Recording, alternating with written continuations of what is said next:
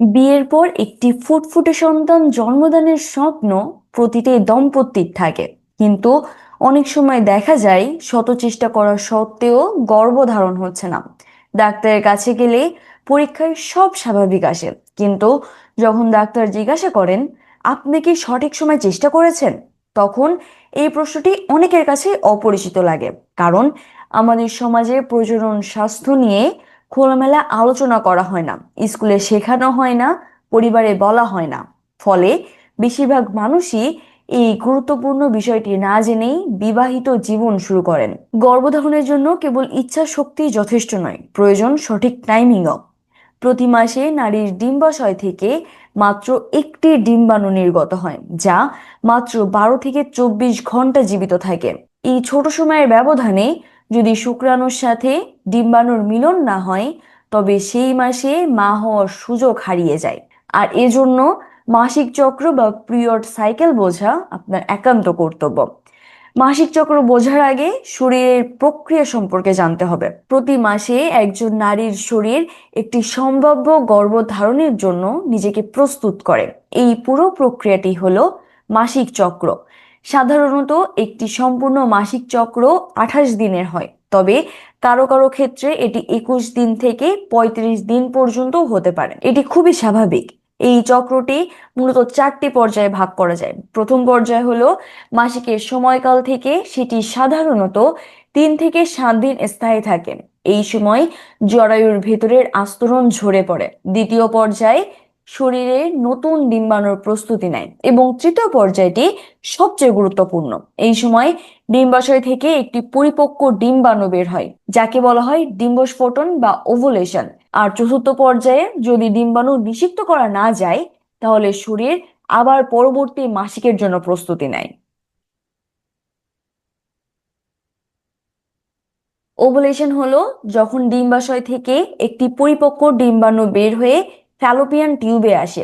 এই ডিম্বাণুটি মাত্র 12 থেকে 24 ঘন্টায় জীবিত থাকে। আর এই অল্প সময়ের ব্যবধানে যদি শুক্রাণুর সাথে ডিম্বাণুর মিলন না হয়, তবে সে মাসে মা হওয়ার সুযোগ প্রায় থাকে না বললেই চলে। আবার 28 দিনের সাধারণ মাসিক চক্রে ওভুলেশন সাধারণত চক্রের 14তম দিনে ঘটে, অর্থাৎ মাসিক শুরুর ঠিক 14 দিন পরে হয়ে থাকে। তবে মনে রাখবেন, এটি সবার ক্ষেত্রে সমান নয়। প্রতিটি নারীর শরীর আলাদা এবং প্রতি মাসেও সময় কিছুটা আগে বা পরে হতে পারে। যাদের 21 দিনের ছোট চক্র হয় তাদের ওভুলেশন 7 থেকে 10 দিনের মধ্যে হতে পারে, আর যাদের 35 দিনের দীর্ঘ চক্র তাদের ওভুলেশন 18 থেকে 21 দিনের দিন হতে পারে। তাই নিজের চক্রের দৈর্ঘ্য জানা আপনার একান্ত জরুরি। এই ওভুলেশন নিয়ে আমার চ্যানেলে একটি বিস্তারিত ভিডিও আছে, আপনি চাইলে সেটা দেখতে পারেন। তাহলে সেক্ষেত্রে ওভুলেশন ওভুলেশন পিরিয়ডটা আপনি আরো ভালো বুঝতে পারবেন। আপনাদের সুবিধার ক্ষেত্রে আমি ডিসক্রিপশন বক্সে ও পিন কমেন্টে লিংক দিয়ে দেব, আপনি সেখান থেকেও দেখতে পারবেন। যাদের পিরিয়ড সময় মতন হয় না তাদের জন্য ওভুলেশন বোঝাটা একটু কঠিন হয়ে পড়ে। এক্ষেত্রে আপনার শরীরে কিছু লক্ষণ খেয়াল করতে হবে। প্রথমত, সাদা স্রাব।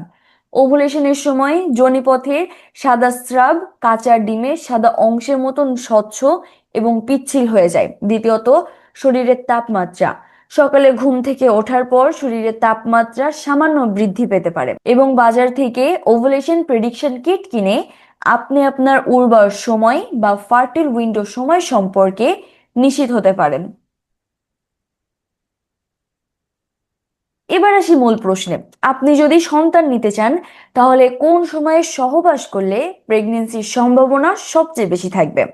বিশেষজ্ঞদের পরামর্শ হলো শুধু ডিম্বস্ফোটনের বা ওভুলেশনের দিনের জন্য অপেক্ষা না করে পুরো উর্বর সময় জুড়ে নিয়মিত সহবাস করুন।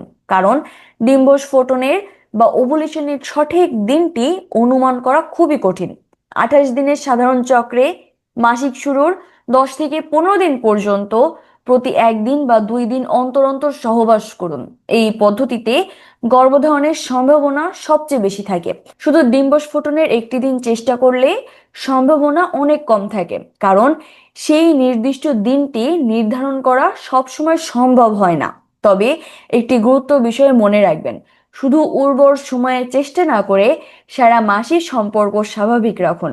সহবাসকে শুধু সন্তান লাভের উদ্দেশ্যে নিয়মে বেঁধে ফেললে অনেক সময় মানসিক চাপ বেড়ে যায়, যা গর্ভধারণের সম্ভাবনা অনেক কমিয়ে দিতে পারে। এছাড়াও দ্রুত কনসেপ্ট করার জন্য আপনাকে কিছু অভ্যাস মেনে চলতে হবে। আর এর জন্য প্রথমেই আপনাকে মানসিক চাপ কমাতে হবে। স্ট্রেস বা দুশ্চিন্তা আপনার হরমোনের ভারসাম্য নষ্ট করে দেয়, যা ওভুলেশনে বাধা দেয়। তাই আপনাকে সবসময় হাসি খুশি থাকতে হবে এবং একদমই দুশ্চিন্তা করা যাবে না। দ্বিতীয়ত, ফলিক অ্যাসিড সমৃদ্ধ খাবার খেতে হবে।